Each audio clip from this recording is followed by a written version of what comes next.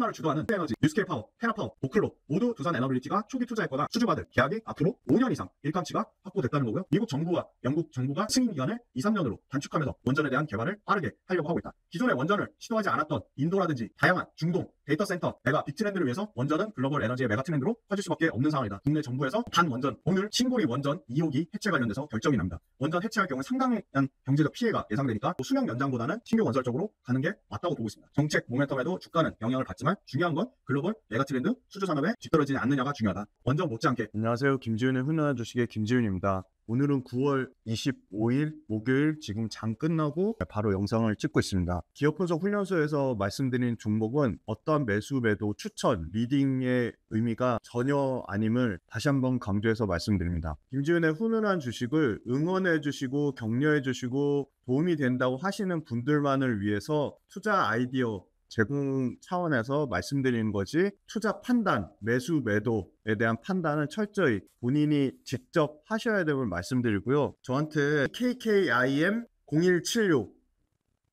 LG화학을 제가 50만 원대부터 추천했다고 말 같지 않은 소리 하시면서 혹시나 이거를 영상을 추천주로 다른 분들이 저는 오해할까봐 악성, 무지성 막말 비판 댓글 다시는 분들 법적으로 처리할 수 없는 게 아닙니다. 다른 분들이 혹시나 조금이라도 오해할까 봐 말씀드리는데 본인이 더 관심 있는 일에 집중하시는 게 좋을 것 같습니다. 오랜만에 원전을 좀 말씀을 드리고 싶은데요. 원전이 최근에 좀 주춤하죠. 그렇다고 원전 주가가 엄청나게 빠지지도 않았습니다. 원전 관련돼서는 참 안타까운 것도 많죠. 일단 오늘 9월 25일 목요일 전반적으로 바이오주들이 상당히 크게 이틀 연속으로 조정이 나오고 있는데, 요거 관련돼서는 자세한 거는 빌리언스 캠퍼스에서 말씀드리도록 하겠습니다. 그 다음에 이제 반도체 소부장단도 꺾이지는 않죠. 그냥 차익 실현 나오는 정도고, 오늘 보니까 역시나 이것도 빌리언스 캠퍼스에서 연초부터 지속적으로 말씀드렸던 로봇주가 엄청나게 강한 모습을 나타내고 있습니다. 로봇주 주도주의 후보군에 넣을 정도로 손색이 없을 정도로 상당히 강한데, 오늘 레인보우 로보틱스가 장중에 33만 원대까지 회복했다가 지금 31만 원 초중반대로 끝난 걸로 알고 있는데요.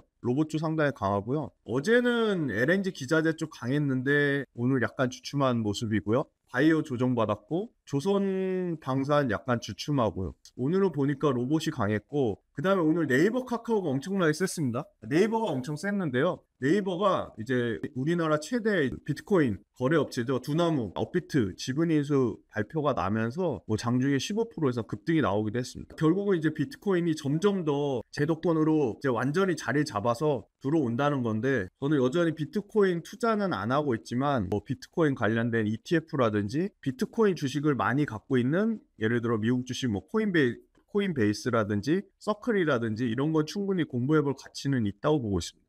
어찌됐든 네이버가 이게 연속성이 나오는지는 조금 지켜봐야 될 것 같고요. 펀더멘탈 측면에서는 역시나 로봇이 숫자가 안 나오네, 매출 안 찍히잖아, 재다 적자잖아, 우리나라 로봇 업체들이 기술력이 있어, 로봇에 투자 안 하시는 분들은 폄하하지만, 그러는 와중에 로보티즈는 지금 연초 대비 550%가 올랐습니다. 로봇주는 좀 계속 관심을 가져보셔야 될 것 같고요. 김지훈의 훈훈한 주식 구독자분들한테도 로봇주 관련돼서도 계속 업데이트 드리도록 하겠습니다. 제가 유튜브 구독 모델을 만들려고 하는데요. 제일 좋은 거는 일주일에 한 번씩 유튜브 구독자분들을 위해서 무조건 라이브를 진행하는 거가 가장 큰 목표로 삼고 있고요. 당연히 그 유튜브 라이브는 빌리언스 캠퍼스의 지금 구독자분들도 당연히 보실 수 있습니다. 내가 나이가 많아서 이 소위 말하는 밴딩이나 플랫폼으로 넘어가기 좀 어렵다, 불편하다 하시는 분들을 위해서 유튜브 구독 모델을 만들려고 하는 거고요. 밴딩에서 진행하는 주간 트렌드와 유튜브에 올라오는 영상은 동일할 예정이고, 다만 하나 차이가 있다면 구독자분들을 위해서 주간으로 라이브를 좀 진행하는 게 좋을 것 같고, 제가 하나 또 생각하는 거는, 제가 지금 TV에 글로벌 마케돈에 화요일하고 수요일날 고정으로 지금 미국 주식을 하고 있습니다. 굉장히 열심히 거기도 지금 엄청나게 시간과 에너지를 빼앗기면서 진행을 하고 있는데, 이 미국 주식 컨텐츠를 그냥 평용으로만 쓰기에는 너무 아까워서 저희 훈훈한 주식 구독자분들하고 공유하려고 합니다. 이런 유튜브 구독 모델 관련돼서 아이디어 있으면 언제든지 주시면 그런 부분 적극 반영해서 하도록 하겠습니다. 원전주는 오늘 요거 오전장 이라서 오후에 조금 더 많이 빠졌어요. BHI도 빠지고 두산에너빌리티도 빠져서 평균 상승률이 아마 89% 정도 될 겁니다.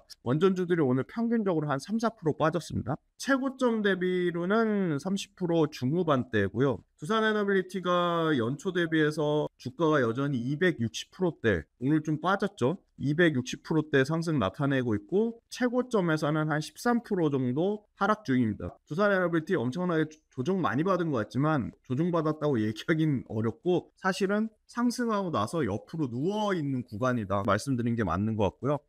BHI가 230% 상승했고요. 최고점에서 17% 빠진 거니까 BHI도 여전히 강하고요. 또 제가 주목해보고 있는 S&T 에너지도 연초 대비 128% 상승했고 최고점 대비 18% 빠졌으니까 3인방 두산에너빌리티, BHI, S&T 에너지 모두 강하다. 현대건설이 엄청 부진해요. 현대건설 고점에서 33% 정도 빠지면서 현대건설도 조금 충분히 매력적으로 공부해볼 시점이 왔다고 보고요. 한전 KPS하고 한전기술 같은 경우는 거의 90% 넘게 상승률 나왔다가 64%까지 떨어졌고요. 한전 KPS도 30% 넘게 상승했다가 13%대까지 내려왔습니다. 원전주 KB, NH, 신한, 유안타, 대신 삼성, 하나, 메리츠, 리서치, 그로스 리서치 레포트를 모두 참고했고요. 질문 형태로 한번 진행해 보겠습니다.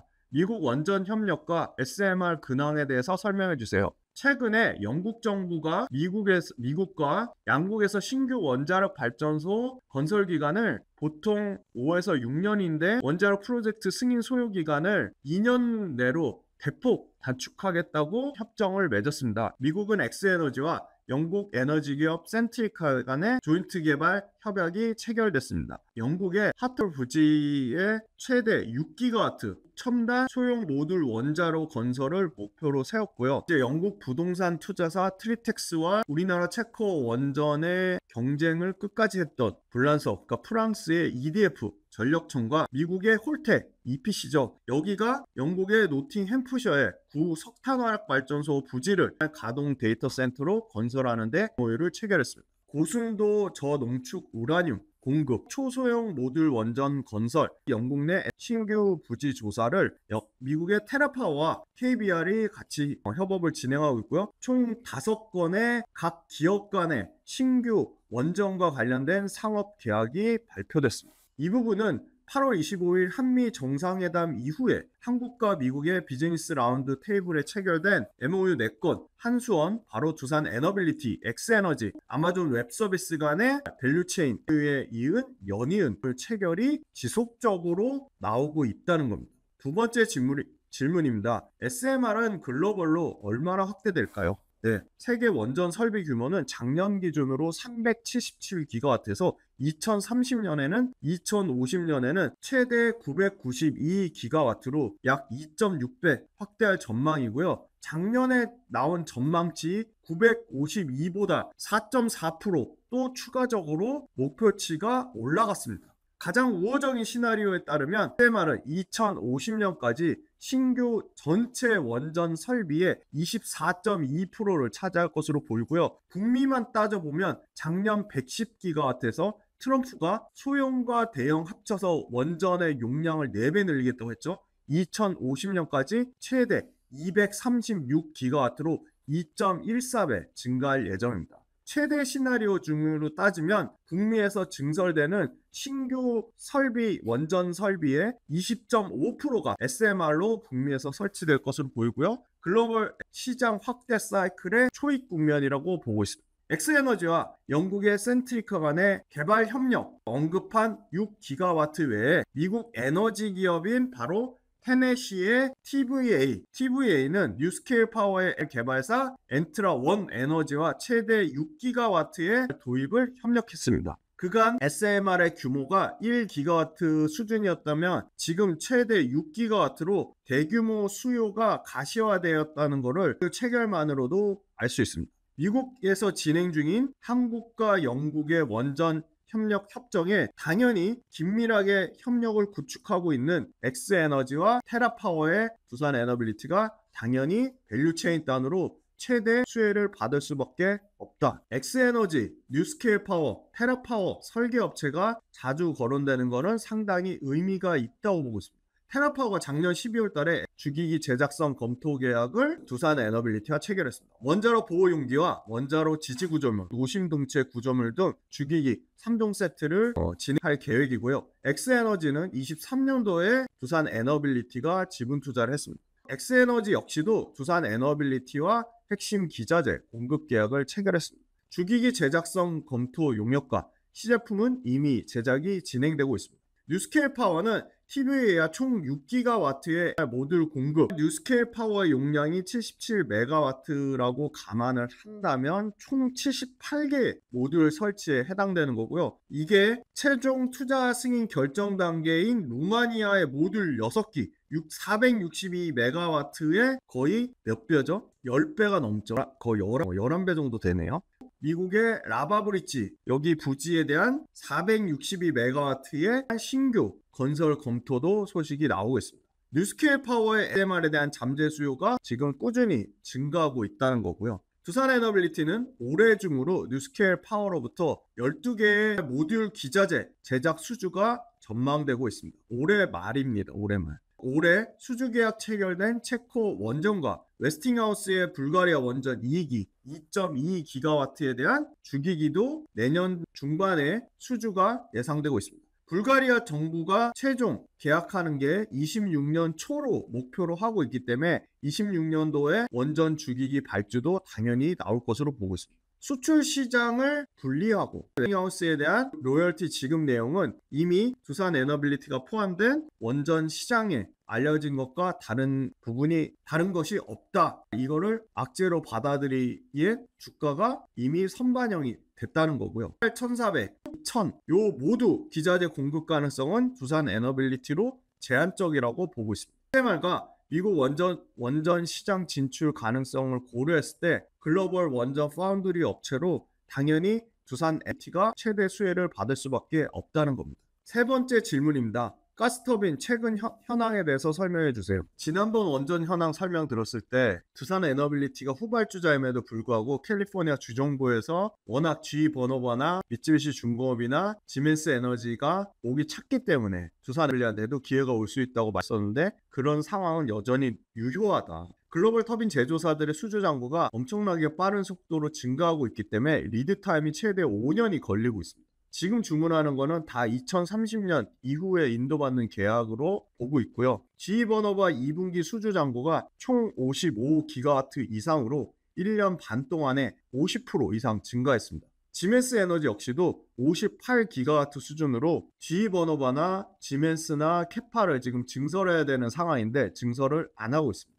다만 GE 버너바는 이제 연간 20기가와트의 생산 체계를 증설하려고 하고 있습니다. GE 버너바는 가장 빠른 건 2029년도 인도 가능분이 수주가 나오고 있고요. 지멘스 에너지 역시도 올해가 아니라 2년 뒤인 27년에 30%를 증설해서 20기가와트의 생산 체계를 갖추려고 합니다. 지멘스 에너지는 29년도 납기가 가능한 수주를 받고 있고요. 미쓰비시 중공업 역시도 이번에 6기의 신규 수주 받은 거는 대부분 28년 이후에 납기로 보고 있습니다. 미국 에너지부가 중장기로 미국 내 대형 원전 공사비를 원전 1기당 12조 내외로 기대하고 있고요. 두산 에너빌리티와 한수원과 엑스에너지, 아마존 웹서비스가 미국 내 4세대 가장 최신 개발 논의를 본격적으로 확대하고 있습니다.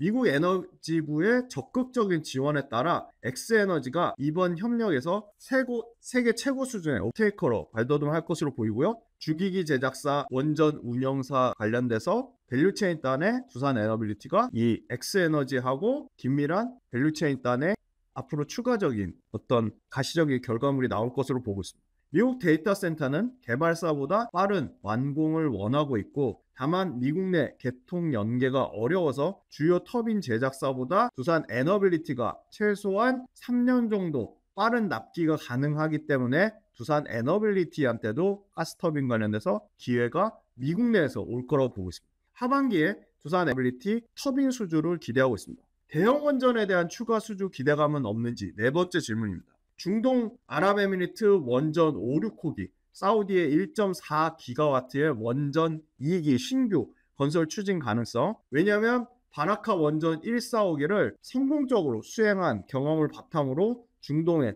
상당히 우호적인 두산 에너빌리티가 모멘텀을 갖고 있습니다. 체코 2기를 시작하고 내년에 다시 추가적으로 해외 2기에 대한 수주 모멘텀, 29년도에는 국내 2기에 대한 수주 확보가 연속적으로 두산 에너빌리티는 매년 4조 이상의 대형 원전 기자재 수주를 기대하고 있습니다. 미국의 빅테크가 개발을 위한 안정적이고 무탄소의 지속 가능한 에너지 공급을 위해 SMR에 엄청나게 투자하고 있고 실제 SMR이 생각보다 빠르게 프로젝트가 진행 중에 있습니다.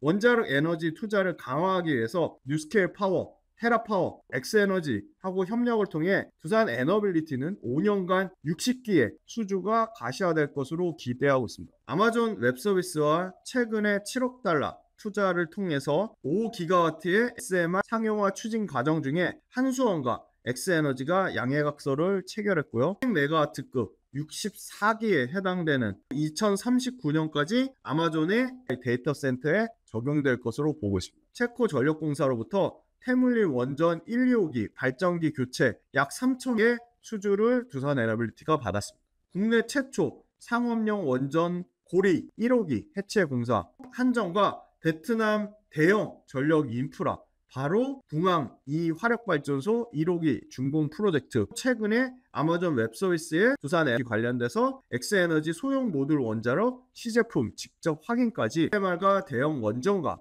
바로 복합가스 화력발전 요거 관련된 가스터빈까지 계속적으로 모멘텀이 나오고 있다는 겁니다. 최근에 스웨덴이 신규 원자력 발전소 건설에 30조를 12년간 투입하겠다고 밝혔고요. 스웨덴의 국영전력회사 바텐폴이 최종 후보자로 GE 버너바와 영국의 롤스로이스를 선정했습니다. 스웨덴 남서부 링하이스에 1.5기가와트의 원전을 지을 것으로 보이는데요. 지금 두산 에너빌리티가 원자재 공급망 파트너로 유력 부각되고 있습니다. 두산 에너빌리티는 최근에 미국 에너지 기업인 페르미 아메리카와 원전 MOU를 체결했고요. 페르미 아메리카는 텍사스에서 추진 중인 세계 최대 규모의 11기가와트의 첨단 에너지 복합센터로 캠퍼스 프로젝트를 진행하고 있는데요. 여기에 대형 원전 4기가와트, SMR 소형 모듈 원전 2기가와트, 2기, 가스 복합 화력 발전 4기가와트, 태양광 1기가와트로 전력 인프라와 데이터 센터를 지을 것으로 보고 있습니다. 원자로 설계와 기자재 제작부터 건설, 운영 기술력을 모두 갖춘 글로벌 원전 파운드리 탑티어는 두산 에너빌리티라고 보고 있습니다. 마지막으로 계약 사항을 총 정리해 주세요. 5번째 질문인데요. 두산 에너빌리티는 한 달 동안 파워와 미국의 TVA, 엑스에너지, 영국의 센트리카 각각 최대 6기가와트 규모의 계약을 추진하고 있고 2030년부터 단계적으로 가동될 것으로 보입니다. 그러면 5년 이상의 건설 기간을 감안하면 당장 기자재는 내년부터 나올 것으로 보고 있습니다. 뉴스케일 파워 기준으로 두산 에너빌리티는 뉴스케일 파워 기준 20기의 생산 설비 확보 계획이 있고요. 12기가와트의 뉴스케일 파워가 모두 프로젝트가 진행된다면 이미 5년치의 일감은 확보됐다고 보고 있습니다. 추가 프로젝트를 고려하면 두산 에너빌리티의 원전 주기기, 가스터빈 용량 관련돼서 증설이 불가피하다고 보고 있습니다. 내년 증설 관련돼서 세부 사항이 두산 에너빌리티 컨퍼런스 콜에서 나올 것으로 보여서 증설 규모가 시장 상황이 얼마나 좋은지 확인할 수 있는 좋은 지표가 될 것 같습니다. 대형 원전 웨스팅하우스 합의시 AP1400 노형을 채택하는 여부가 수주 규모의 추가적으로 고려 사항이고요. 베트남, 사우디 입찰 역시도 대형 원전단에서 정상적으로 입찰이 진행되고 있다. 최근에 인도도 데이터 센터 전력량에 대응하기 위해서 건설을 긍정적으로 검토하겠다고 밝혔습니다. 최근에 이재명 대통령이 원전 관련돼서 언급한 거 관련돼서 이 매일경제, 매경이코노미의 김경민 기자가 쓴 요 기사를 꼭 좀 읽어보시길 부탁드립니다. 여기 보시면 탈원전 시즌2가 현실로 다가왔다. 상당히 우려가 된다는 내용이고요. 대통령의 발언 자체가 정확하지 않다고 말씀드릴 수 있겠는데요. 여기 보시면 최소 15년이 소요돼서 너무 오래 걸리니까 풍력이나 태양광이나 많이 짓자고 했는데 실제로 고리 1호기는 6년 만에 착공이 됐고요. 세울 3호기는 내년 2월 가동이니까 8년 만에 가동이 되는 겁니다. 가장 최근 작년 9월에 신한울 3호기 역시도 8년이 지나 2032년 11월 가동이니까 이 언급이 상당히 잘못됐다고 볼 수 있고요. 원전 부지가 없다는 주장도 설득력이 부족하다는 비판, 요거도 정확한데요. 과거에 23년 당시에 울주군 주민 과반수가 세울 5,6호기 건설에 찬성을 했습니다. 21년에 원전 건설이 취소됐을 때 영덕군에서 경제적 피해가 3조가 넘는다면서 주민 보상을 요구하기도 했습니다. 원전에 대한 시각을 부정적으로 잘못 확대한 사례고요. 여기 보시면 이 대통령이 SMR 관련돼서도 기술 개발이 안 됐다고 못을 박았지만 과학기술정보통신부에 따르면 혁신형 기술개발 사업단을 꾸리고 첫 표준 설계 연구 진행 중에 있고요. 연내 마무리될 계획이라는 것까지 밝혔습니다. 내년부터 인허가 밟을 예정인데 국내뿐만이 아니라 글로벌 파운드리, 원전 파운드리 탑티어, 두산 에너빌리티, 원전 시공사 탑티어, 현대건설과 GLENC도 글로벌 SMR 기업과 손잡고 SMR 공략의 속도를 내는 중인데 반원전으로 간다는 것 자체가 글로벌 에너지 메가트렌드를 완전히 역행하는 것이라고 보고 있습니다. 대통령이 얘기하는 중요하게 생각하는 합리성에 완전히 배치된다. 이 부분은 철저하게 좀 재고가 필요할 것으로 보이고요. 웨스팅하우스 AP1000과 한국형 원전 1400 수주풀에 양쪽 모두 수혜를 받는 것은 두산 에너빌리티라고 보고 있습니다. 한미 비즈니스 라운드 테이블에서 체결된 원전 관련된 상황이고요. 공통적으로 겹치는 것은 두산 에너빌리티입니다. 두산 에너빌리티 수주한 대형 원전과 프로젝트 관련된 부분이고요. 한수원과 웨스팅하우스 수주 과정 내역입니다. 급증하는 세계 원전 설비가 874.기가와트까지 확산되는 마당에 우리나라가 글로벌 에너지 메가 트렌드에 역행하는 것은 상식 밖이다라고 할 수 있겠습니다. 대규모 증설을 통해 다가올 원전 시장을 두산 에너빌리티는 증설을 하고 있고요. 2025년에서 27년까지 1조 3천억의 투자를 예상하고 있습니다. 두산 에너빌리티의 신규 수주 피크 찍는 시점은 아직 2년 반이 남았다. 27년도에 피크를 찍을 것으로 보고 있고요. 원자력 사업의 피크 역시도 27년도로 일단 조심스럽게 예측하고 있습니다. 두산 에너빌리티 누적 공급 실적이고요. 전 세계 원전 설비 용량 중에 이제 24%를 SMR이 차지하겠다는 거고, SMR은 최소한 35년까지 지속적으로 말 그대로 폭풍 성장할 것으로 보이고요. 빅테크가 개발사에 투자하고 개발사는 글로벌 넘버원 파운드리 두산 에너빌리티한테 주기기나 보조기기를 맡길 수밖에 없다는 겁니다. 물론 경쟁사 있습니다. 캐나다의 BWXT, 일본의 IHI, 미쯔비시, 두산 에너빌리티가 글로벌 레퍼런스, 기술력, 품질력, 납기, 가격 모든 측면으로 경쟁 우위를 가져간다는 게 포인트입니다. 원전주들 최근에 밸류에이션이 조금 내려왔는데요. 한전기술이 요게 한전기술 데이터인데요. PER 31배, 내년에 56배를 보고요. 한전 KPS가 올해 14배, 내년에 13배를 보고 있습니다. 평균적으로 보면 30배 초중반이 되겠습니다. 두산 에너빌리티는 올해는 140배, 내년에 78배, 7년에 57배의 밸류에이션으로 계속 낮아질 것으로 보고 있습니다. BHI는 올해 28배, 내년에 20배 미만까지 떨어지고요. BHI도 매출과 영업이익 사이즈가 27년 정도 되면 매출 1조 사이즈의 영업이익 1,000억대까지 커질 것으로 보고 있습니다.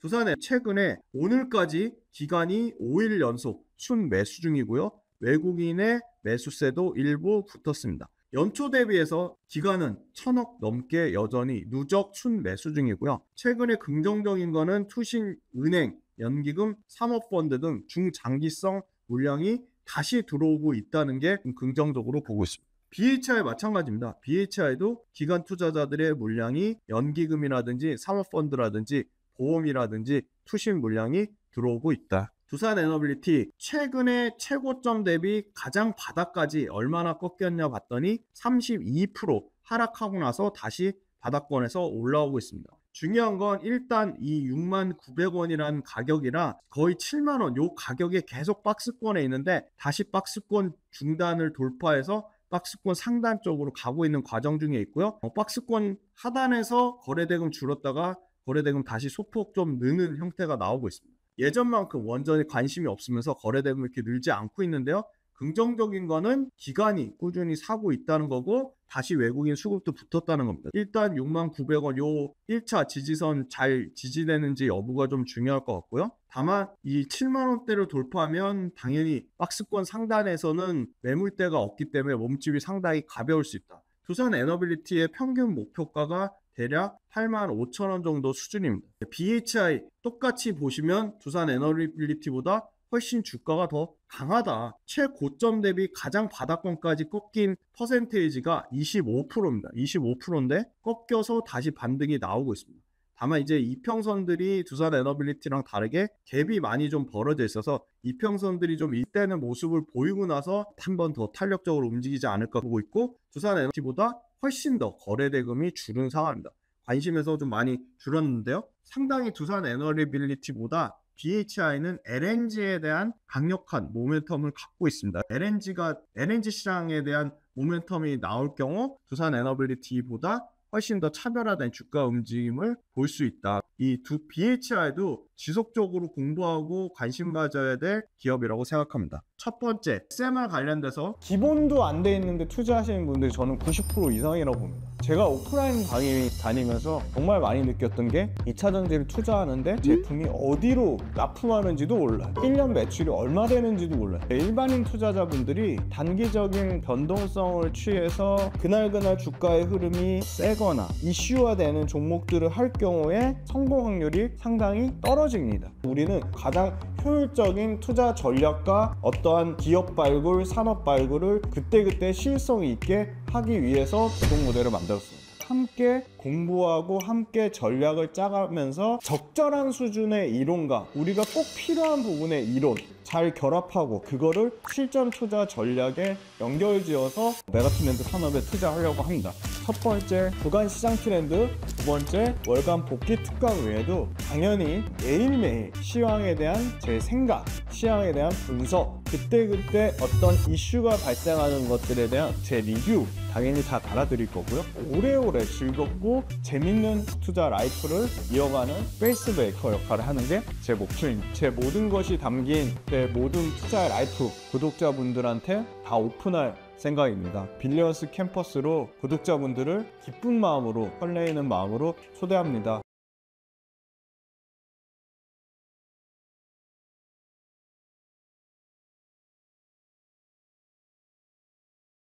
글로벌로 계속 확장되는 초입 국면에 있다. 테마를 주도하는 S에너지, 뉴스케일 파워, 테라파워, 오클로 모두 두산 에너빌리티가 초기 투자했거나 두산 에너빌리티가 주기기 수주받을 계약이 앞으로 5년 이상 일감치가 확보됐다는 거고요. 두 번째, 미국 정부와 영국 정부가 공동 협약하면서 기간을 2-3년으로 단축하면서 원전에 대한 개발을 빠르게 하려고 하고 있다. 기존의 원전을 시도하지 않았던 인도라든지 다양한 중동, 데이터 센터, 메가 빅 트렌드를 위해서 원전은 글로벌 에너지의 메가 트렌드로 커질 수밖에 없는 상황이다. 국내 정부에서 반원전, 오늘 신고리 원전 2호기 해체 관련돼서 결정이 납니다. 원전 해체할 경우에 상당한 경제적 피해가 예상되니까 수명 연장보다는 신규 건설 쪽으로 가는 게 맞다고 보고 있습니다. 두산 에너빌리티는 최근에 주가는 주춤하지만 워낙 글로벌로 MR에 대한 또는 대형 원전에 대한 트렌드에 가장 부합하는 기업으로 두산 에너빌리티는 국내 정책 모멘텀에도 주가는 영향을 받지만 중요한 건 글로벌 메가 트렌드 수주 산업에 뒤떨어지지 않느냐가 중요하다. 두산 에너빌리티는 앞으로 원전 못지않게 가스터빈 내에서도 꾸준히 안정적으로 수주 모멘텀을 이어갈 것으로 보고 있습니다. 두산그룹이 관련돼서 진심이고 두산그룹의 모든 회장과 계열사가 아마존에 가서 산업을 공부하고 연구하는 것처럼 그럼 그 밑단에 밸류체인은 AI가 메가 빅 트렌드이기 때문에 AI와 연관된 에너지 사업은 원전이 너무나 중요할 수밖에 없다. 빌리언스 캠퍼스 구독 모델도 많은 신청 부탁드리고 영상 보시면 꼭 좋아요, 댓글, 알림 설정 해주시길 부탁드리겠습니다. 다음에 또 반드시 꼭 다뤄야 될 쓸데없는 종목을 다루지 않습니다. 핵심 기업으로 조만간 다시 찾아뵙겠습니다. 감사합니다.